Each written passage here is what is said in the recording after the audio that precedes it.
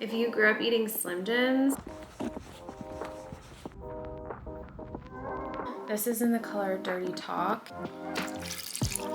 It is the topic of health.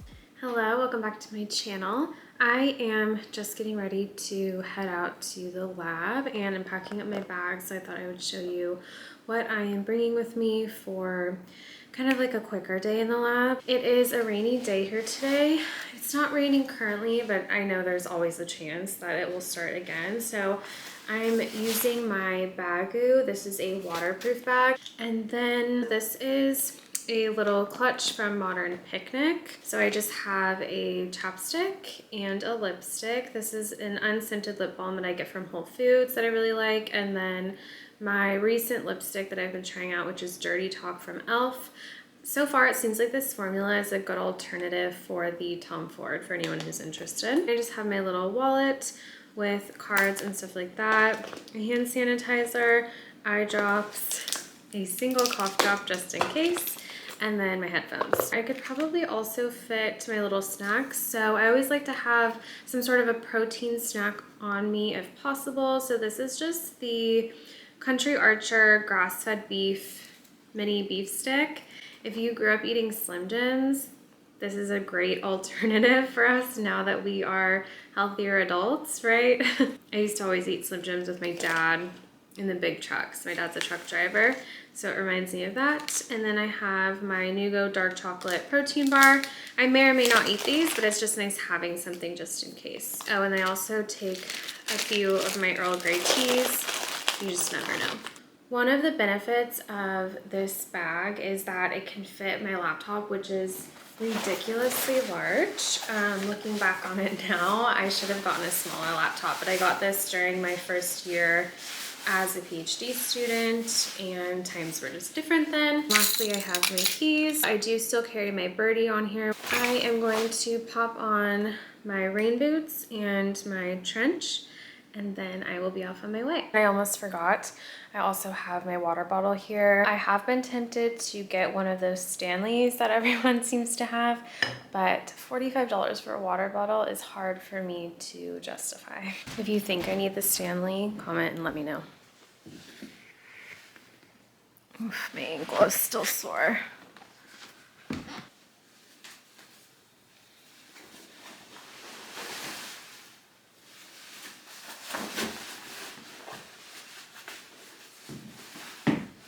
Off the lights.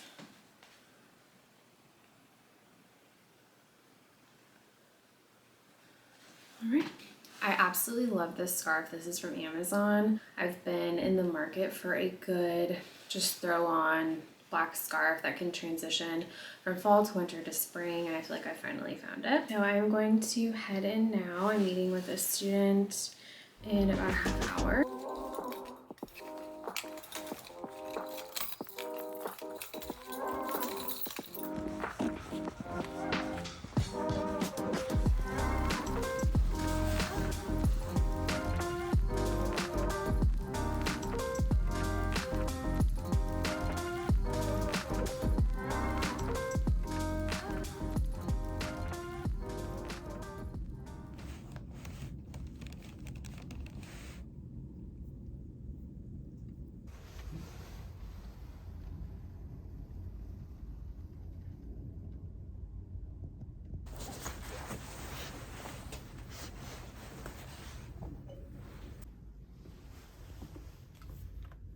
Getting ready for my afternoon meetings, so I'm just throwing on some really quick makeup.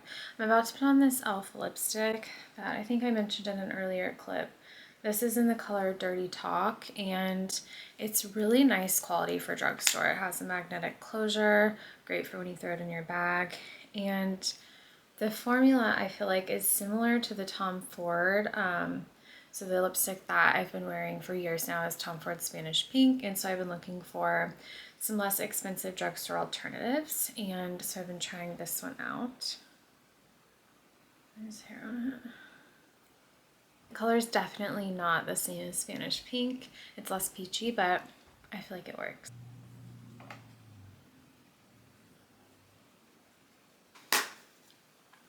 Okay, so super quick makeup is done.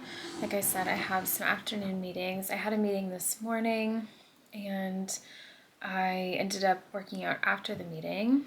So my schedule's a little bit thrown off today, but now I am just getting myself ready for these afternoon meetings with some RAs. Hopefully I'll still have some energy because I need to work on some slides for sort of an informal feedback session related to the experiments that I'm thinking about for my dissertation. I'm taking this time to organize my thoughts on slides so that it sort of is like a stepping stone for when I eventually propose.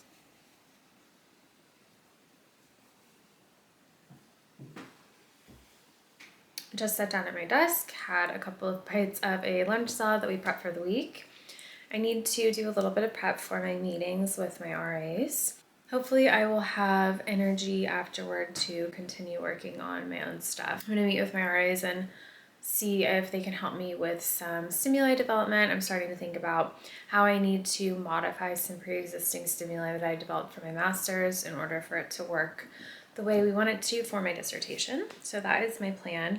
By the way, I put in some hair oil before getting ready to let it soak in. So if you're wondering how my hair looks as slicked as it does right now, that is how. I had a meeting this morning with one of my advisors to talk about dissertation stuff, the same stuff I'm going to present in my other lab on Friday, and talked a little bit about future planning. And I'll admit that I feel a little bit stressed. I think I'm at that point in the PhD where I'm preparing to enter what is hopefully my final year, and I'm having to make decisions about what my next steps will be for my career and my life. It's scary taking leaps of faith and doing things that you feel like align with what you truly want out of your career and your life, but that maybe aren't the standard, maybe not what is expected of you. It's hard sometimes to identify what truly is the path of least resistance. Each day that passes, I can continue to just sort of tune in with what my gut is telling me to do, because these aren't easy decisions.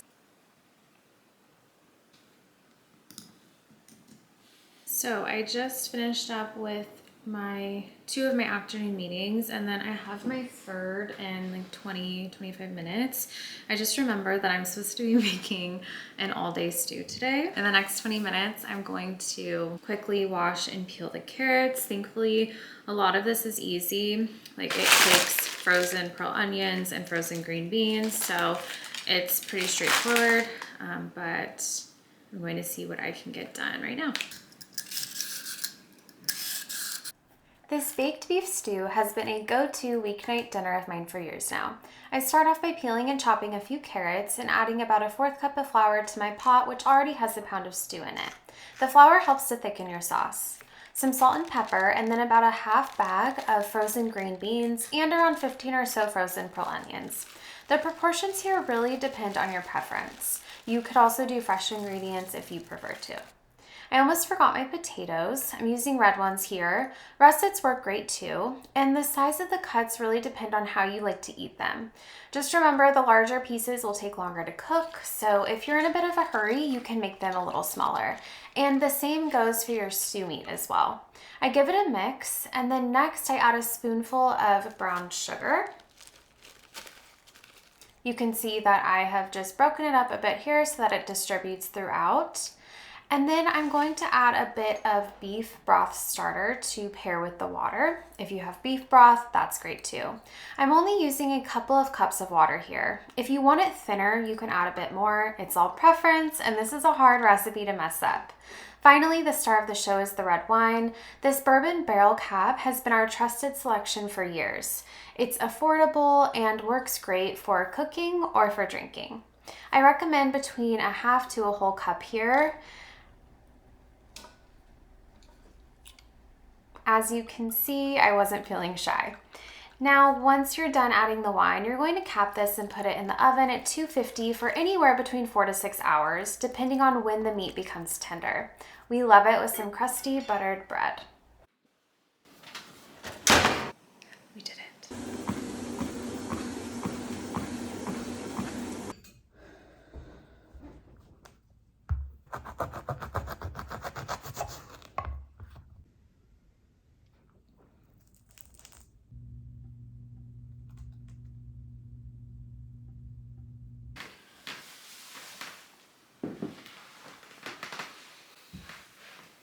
feel like whenever someone sits down on the ground to have a talk, like, you know it's about to be a real talk.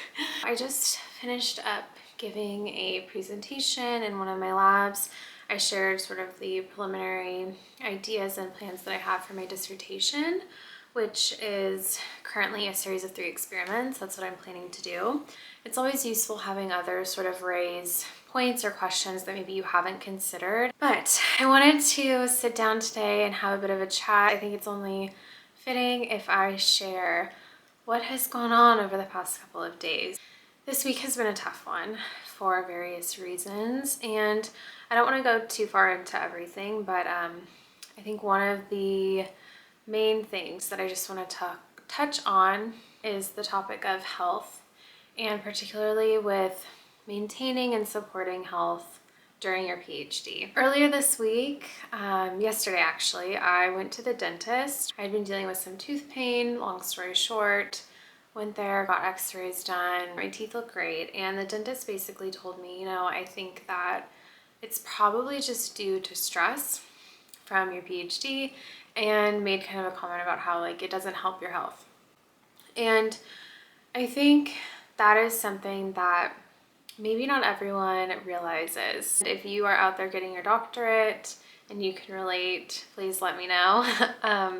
Because I don't think that this is unique, to be honest. I think if anything, it's more unique for people who, I don't know if I've ever even heard of someone who feels like getting a PhD or a doctorate of any kind has been beneficial on their health, because if for some reason it just seems like it's a constant uphill battle. I just think, again, it kind of goes back to previous conversations we've had about what makes a PhD so challenging.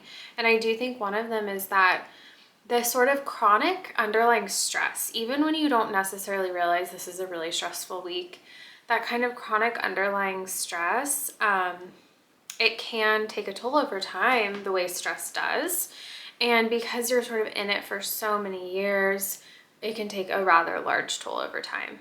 I also ended up getting a migraine yesterday, and I've always dealt with migraines as an adult, but it was my first ocular migraine with aura. I will say, I think one of the benefits to being a PhD student is having the privilege to set your own schedule sometimes, and so I was able to kind of sleep for most of the afternoon yesterday.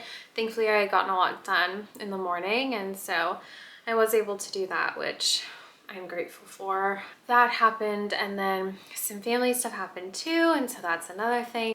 You know, no matter how hard you try to plan for things or lay things out in your future, you can't always plan for things like family members getting sick. So I guess the reason I'm sitting down and saying all of this is because I know earlier in the vlog I showed things about my day-to-day, like exercising and making meals and, you know, sticking with a healthy schedule. And all of those things do help me. But I never want it to seem like I'm not also dealing with the same health issues that a lot of us are dealing with as PhD students, or the same family issues that a lot of us are dealing with. I think the overall hope is just to remind us that we're never alone in our struggles, and that we can find a way to get through it, and we will find a way together. I really appreciate all of you being here. I am going to clean my absolute mess of a kitchen because it is a total disaster right now.